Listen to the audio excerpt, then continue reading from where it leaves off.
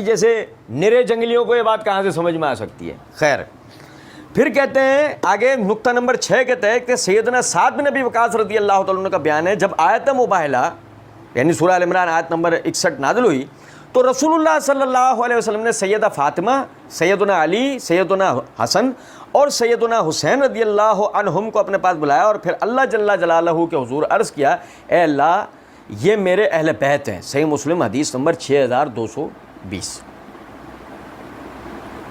اچھا، پھر مرزا جی میں ذرا سمجھے گا، پھر مرزا جی آگے کہتے ہیں کہ نقطہ 7 کے تحت کہ ام المومنین سیدہ عائشہ رضی اللہ تعالیٰ عنہ روایت کرتی ہیں کہ رسول اللہ صلی اللہ علیہ وسلم نے اپنی چادر کے نیچے سیدہ فاطمہ، سیدنا علی، سیدنا حسن اور سیدنا حسین کو داخل فرمایا اور پھر یہ آیت مبارکہ تلاوت فرمائی، انما یرید اللہ لیذھب عنکم الرجس اہل البیت ویطہرکم تطہیرا، سورہ احزاب آیت نمبر 33۔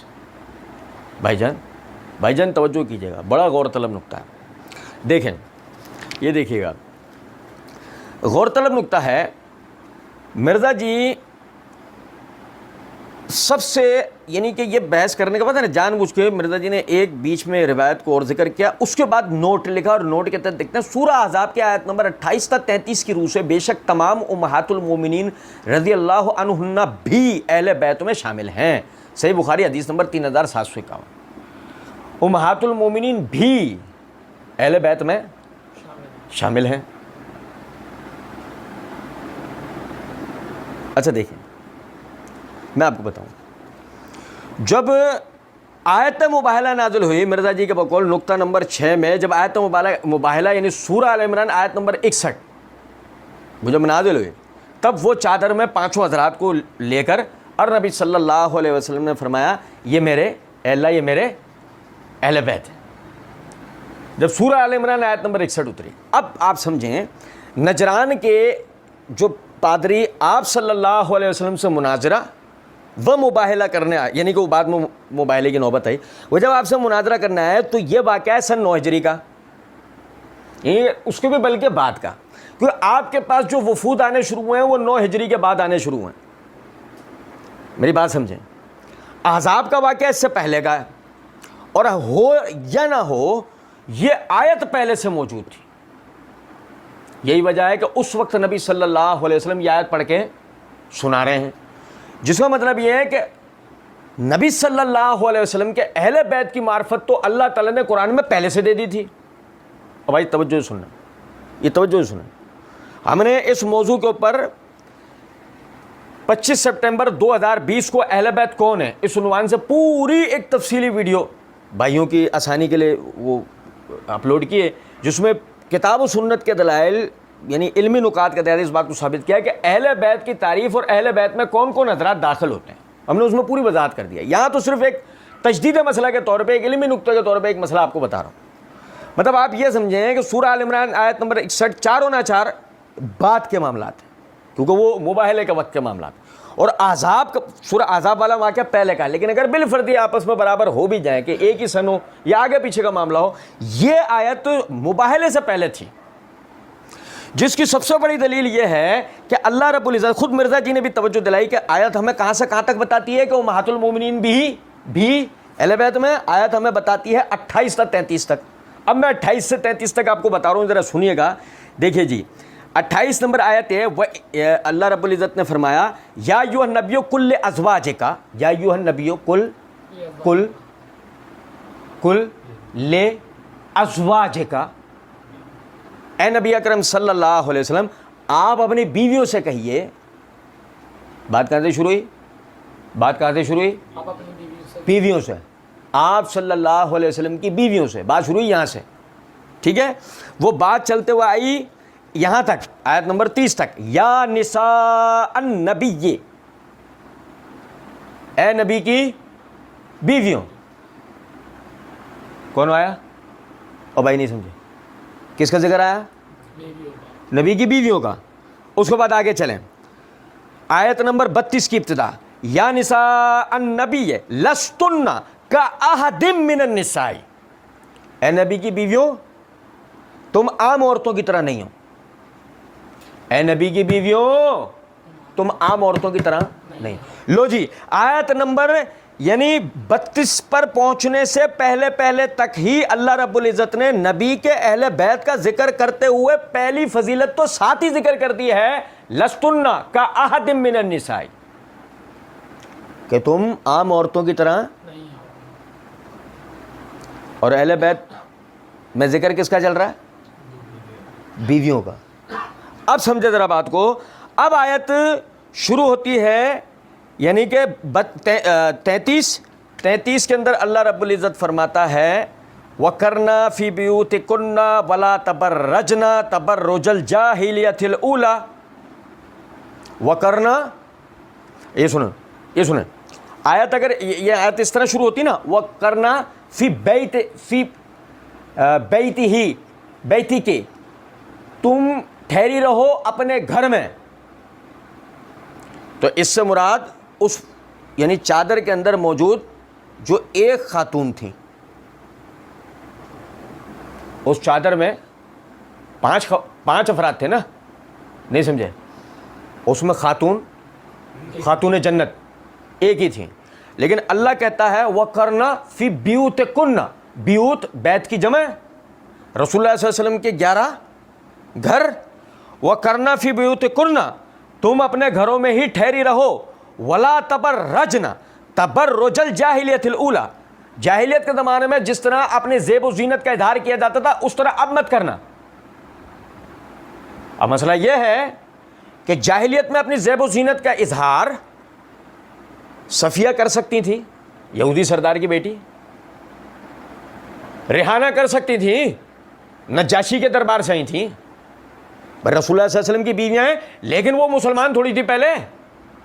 لیکن جاہلیت الاولیٰ کے بناؤ سنگار فاطمہ تھوڑی دکھا سکتی ہیں. اور بھائی سمجھے نہیں, اور فاطمہ تو مطلب یعنی فاطمہ تو پیدا ہی مسلمان گھرانے کے اندر ہوئی ہے نا, نبی کے گھرانے میں ہوئی ہے نا. اور سمجھے نہیں, انہوں نے تو وہ جاہلیت والی زیب و زینت والا ماحول کبھی پایا؟ تو وَلَا تَبَرَّجْنَا تَبَرُّجَ الْجَاهِلِيَّةِ الْأُولَىٰ کہہ کے اللہ نبی کی بیویوں میں سے جو پہلے, اسلام سے پہلے اہل کتاب میں سے یا کفر کے زمانے میں جو پردے کا حکم نہیں اترا تھا, وہ جو اپنی زیب و زینت کا اظہار کر لیا کرتی تھی, انہیں تو اللہ مخاطب کر سکتا ہے, فاطمہ کو سوال ہی نہیں پیدا ہو. تو اب دیکھیں, اب آگے اللہ کہتا ہے وَأَقِمْنَ الصَّلَاةَ وَآتِينَ الزَّكَاةَ وَآتِينَ اللَّهَ وَرَسُولَهُ, نماز قائم کرو, زکوٰۃ ادا کرو, اللہ اور اس کے رسول کی فرما برداری کرو.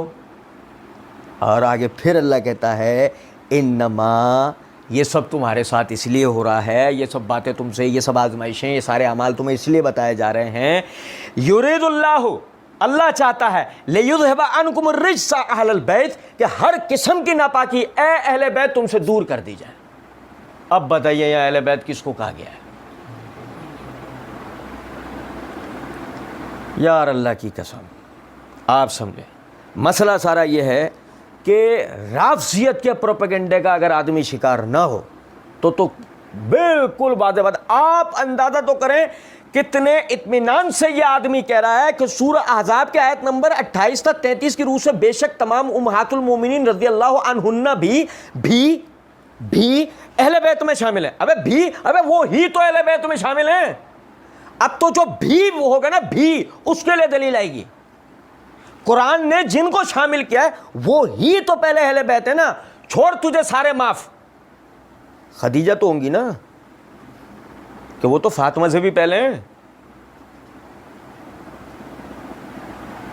خدیجہ ہوں گی تو فاطمہ ہوں گی, فاطمہ ہوں گی تو علی ہوں گے, علی ہوں گے تو حسن اور حسین ہوں گے نا. بھائی میرے تو تجھے سب معاف. پہلے گنتی اہل بیت میں کس کی ہوگی؟ خدیجہ کی تو ہوگی نا. میں عموماً کہا کرتا ہوں آدمی بے شرم نہیں ہونا چاہیے,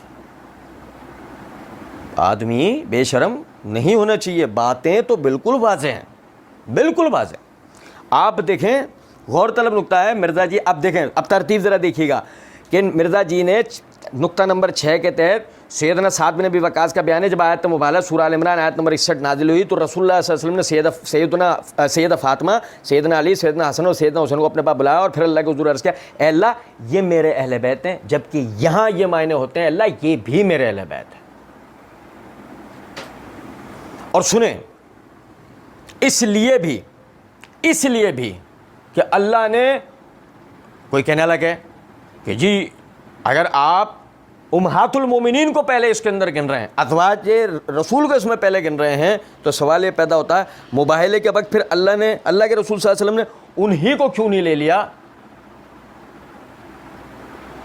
اس لیے نہیں لیا کہ اللہ کہہ رہا ہے وَقَرْنَا فِي بِيُوتِكُنَّ، تم اپنے گھروں میں ہی ٹھہری رہو، تم اپنے گھروں میں ہی، ان کے لیے تو اصول ہی یہ ہے تم اپنے گھروں میں صرف اس شرعی ضرورت کے تحت نکل سکتے ہو جس کا اللہ کے رسول صلی اللہ علیہ وسلم یعنی تم سے تقاضا کریں، صحیح؟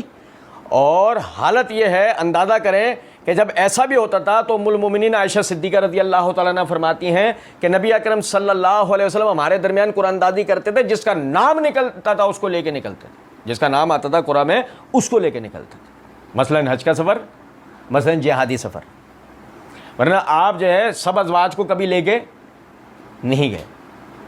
وَقَرْنَا فِي بُيُوتِكُنَّ میں ان کو ٹھہرا دیا گیا۔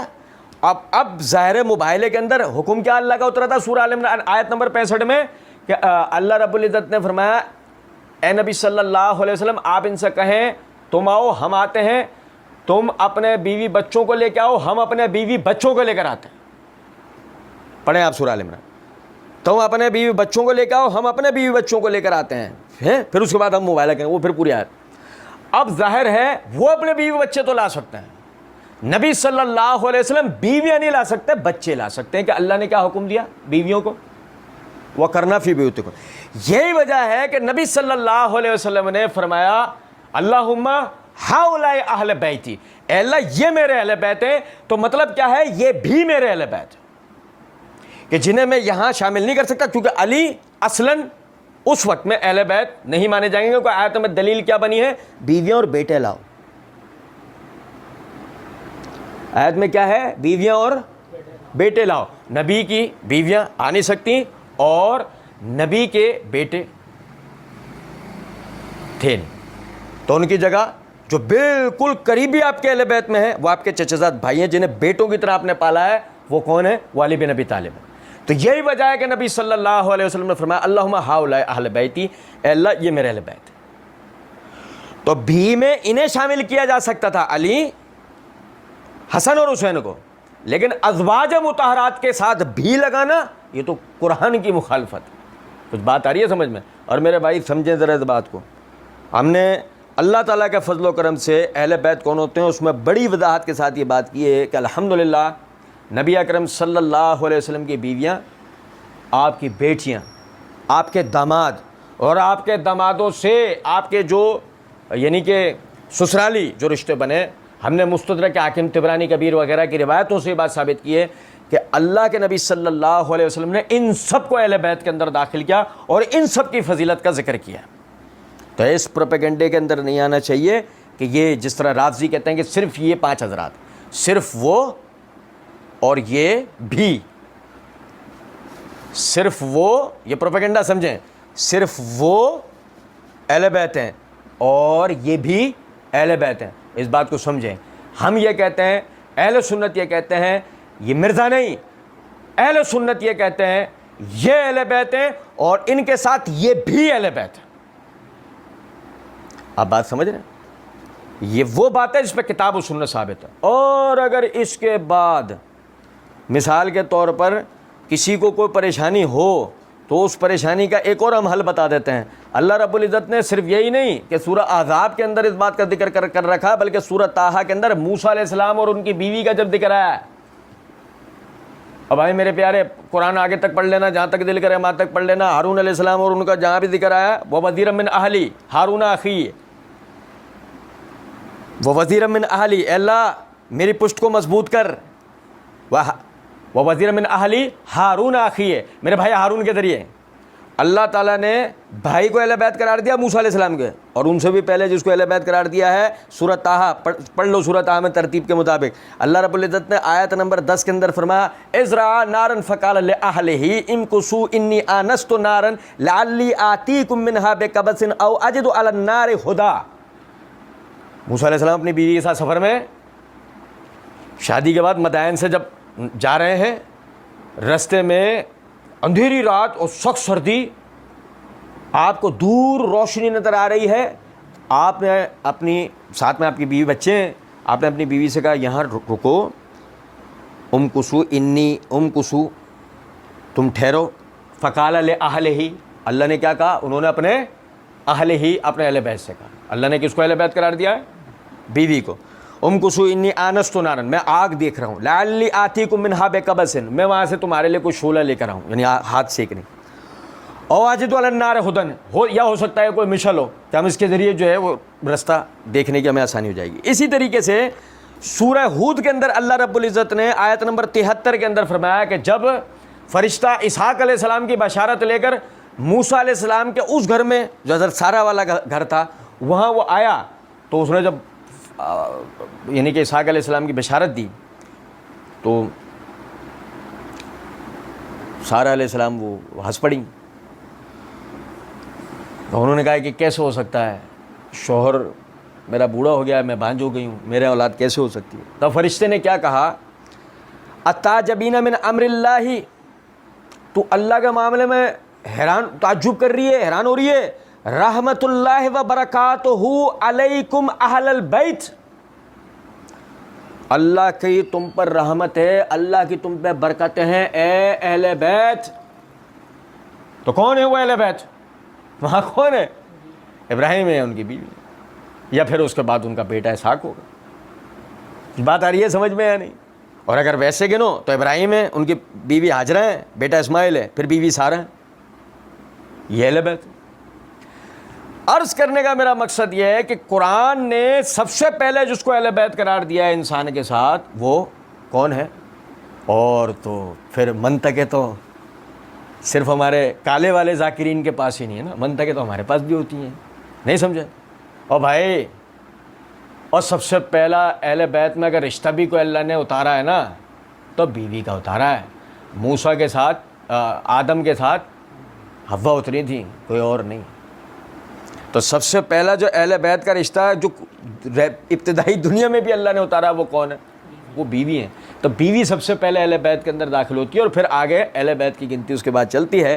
مقصد صرف عرض کرنے کا یہ، الحمدللہ سیدنا علی بن ابی طالب رضی اللہ تعالیٰ عنہ وہ اہل بیت میں ہیں، سیدنا حسن و حسین و محسن و زینب و ام کلثوم و دیگر جتنے سیدنا علی رضی اللہ تعالیٰ عنہ کے صاحبزادے نبی صلی اللہ علیہ وسلم کے نواسے اور نواسیاں ہیں، وہ سارے اہل بیت میں ہیں۔ سیدنا یعنی ابو العاص بن ربیع وہ اہل بیت میں ہیں، ان کی جتنی اولادیں ہیں وہ سب اہل بیت کے اندر ہیں۔ سیدنا عثمان اہل بیت کے اندر ہیں، اور سیدنا عثمان کی آپ صلی اللہ علیہ وسلم کی دونوں بیٹیاں زینب اور ام رقیہ سے جو اولادیں ہوئیں وہ سب اہل بیت میں سے۔ اللہ تعالیٰ کے فضل و کرم سے ہم اہل سنت نبی صلی اللہ علیہ وسلم کی تمام بیٹیاں، بیٹوں، ان کے شوہر، ان سے ہونے والے نواسے نواسیاں، ان سب کو اہل بیت کے اندر مانتے ہیں۔ ہم 5 کی علیحدہ سے کوئی فضیلت کے قائل نہیں ہے، سوائے اس کے کہ ان میں سے جن جن کا نام لے کر نبی صلی اللہ علیہ وسلم نے علیحدہ سے فضیلت بیان کی ہو۔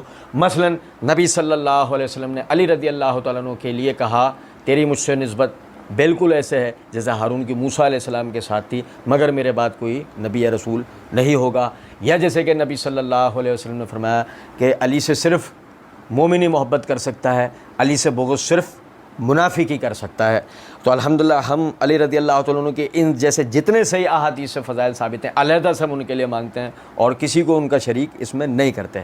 اسی طریقے سے فاطمہ رضی اللہ تعالیٰ عنہا کے لیے نبی اکرم صلی اللہ علیہ وسلم نے فرمایا میری یہ بیٹی جنت کی عورتوں کی سردار ہے۔ ہم فاطمہ رضی اللہ تعالیٰ عنہا کے ساتھ کسی کو بھی اس فضیلت کے اندر شریک نہیں کرتے۔ تو یہی ہمارا مسلک و منہج ہے۔ اللہ رب العزت سمجھنے اور عمل کرنے کی توفیق دے۔ وما علینا الا البلاغ۔